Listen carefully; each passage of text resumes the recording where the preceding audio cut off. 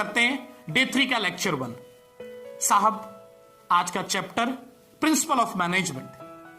दोस्त सबसे पहले जानेंगे what is principle of management, right. चलिए देखते हैं क्या होता है principle of management. Principle of management are broad and general guidelines और statement for decision making and behaviour of the manager, और we can say that principle of management serve as general practical guidelines to that manager for making decision, taking action and solving various problems systematically। दोस्त रखिएगा, principle of management are not rule but they are only guide action। चलिए next topic शुरू करते हैं, derivation of principle of management. साहब इसका मतलब principal of management आया कहां से। The principle of management are derived and developed in the following two ways. Number 1 observation, number 2 experimentation। चलिए ऑब्जर्वेशन को समझते हैं एक एग्जांपल से। साहब जब हम वर्क किसी इंडिविजुअल को दे देंगे करने के लिए, तो हो सकता है वर्क को उसके लिए बर्डन हो जाए, हमको उतना एफिशिएंसी नहीं मिले उस वर्क को, राइट। तब साहब एक प्रिंसिपल आता है, principle of division of work, यानी साहब उसी वर्क को हम क्या करेंगे, छोटे छोटे जॉब में बांटकर प्रत्येक इंडिविजुअल के बीच डिस्ट्रीब्यूट कर देंगे। On the basis of their knowledge, skill and experience it will lead to efficiency. This principle was formulated when it was observe that dividing the work result will improved.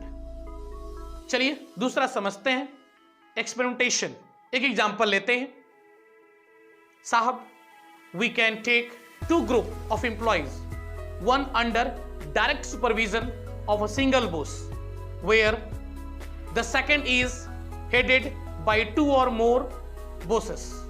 If the performance of two groups are noted and it is found that the performance of first group is better than the compared to second, the principle of unity of command is taken to be valid one। चलिए next topic शुरू करते हैं, nature, features and characteristics of principle of management. सबसे पहला nature universal applicability, second general guidelines, third formed by practice and experimentation, fourth flexible, fifth mainly behavioural, sixth cause and effect relationship, seventh contingent. चलिए पहला feature देखते हैं, universal applicability.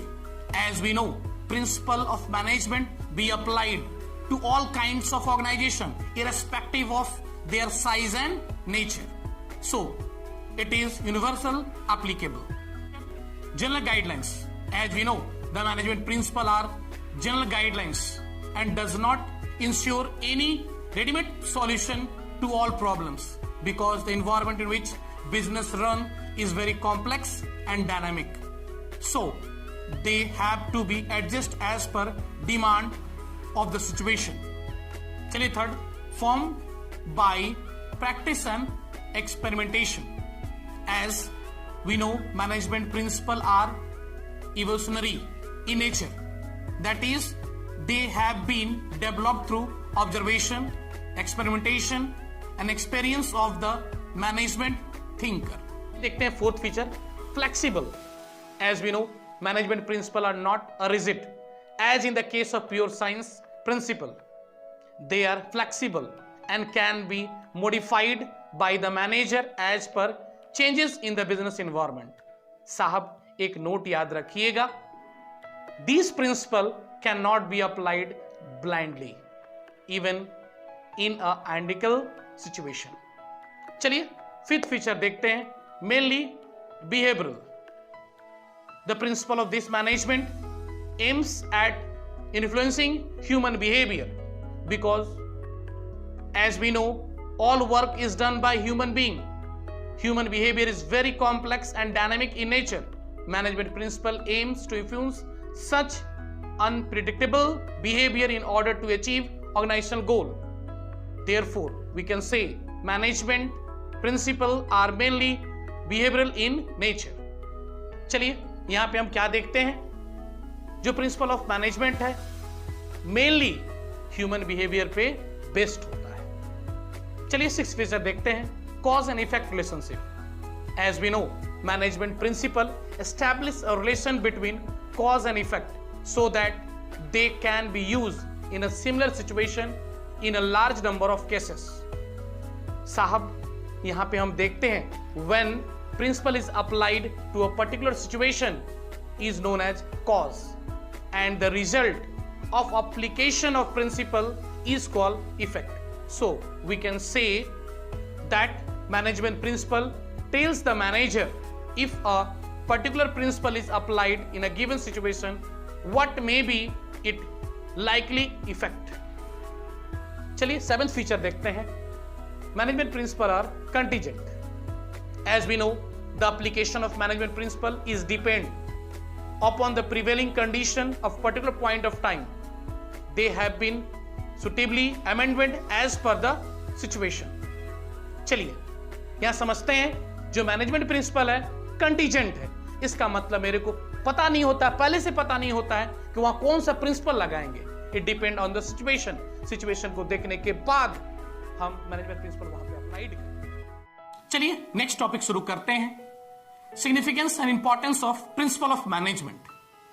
साहब सबसे पहला importance, provide useful insight into reality. Second, optimum utilisation of resources and effective administration. Third, scientific decision. Fourth, meeting changing environment.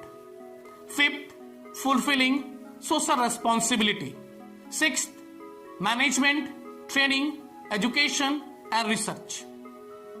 चलिए अब एक एक करके एक्सप्लेनेशन करते हैं। सबसे पहला importance, provide manager with useful insight into real world situation. साहब यहां हम देखते हैं, principle of management provide useful insight into reality by enabling manager to learn from past mistakes and conserve time by solving recurring problems quickly. चलिए इसका यह मतलब हुआ कि साहब with help of principle of management एक मैनेजर अपना past experience से अपना डिसीजन के फ्यूचर का फोरकास्ट कर सकता है। चलिए सही इंपॉर्टेंस देखते हैं, optimum utilisation of resources and effective administration. साहब यहां पे हम देखेंगे कि with help of principle of management the organisation can utilise its human and physical resources effectively and efficiently, such a manner that it can achieve organizational goal easily. चलिए third decision देखते हैं, scientific decision. यहां पे हम देखेंगे the management decision must be based on facts and justifiable in term of intended purpose. They must be timely, realistic and subject to measure and evaluation. चलिए इसको देखते हैं। साहब इसका यह मतलब हुआ कि जो भी हमारा डिसीजन होना चाहिए साइंटिफिक होना चाहिए, रियलिस्टिक होना चाहिए, ना कि based on bias and blind faith. Fourth important देखते हैं, मीटिंग चेंजिंग एनवायरनमेंट रिक्वायरमेंट। साहब हम यहां देखेंगे principal of management helps the manager in meeting changing environment requirement because they can be modified according to the changes take place in the environment. It is because principle of management are flexible in nature. साहब यहां देखेंगे हम कि principal of management flexible होता है। साहब according to demand and situation of business environment वो flexible है, हम आसानी से उसको मॉडिफाई कर सकते हैं। फुलफिलिंग द सोशल रिस्पॉन्सिबिलिटी, यहां पे हम देखेंगे management principle are also guide the managers to perform social responsibility. For example principle of remuneration of employees. साहब प्रिंसिपल ऑफ मैनेजमेंट गाइड करता है मैनेजर को कि साहब इतना रेम्युनरेशन कम से कम एम्प्लॉइज को हम दें सो that they will maintain their standard of living. Principle of equity, साहब इस प्रिंसिपल के अनुसार वर्कर के प्रति मैनेजर का बिहेवियर काइंडनेस एंड जस्टिस वाला होना चाहिए। साहब next importance management training, education and research. यहां पे हम देखेंगे the principle of management helps to increase knowledge and are use as basis of management training, education and research.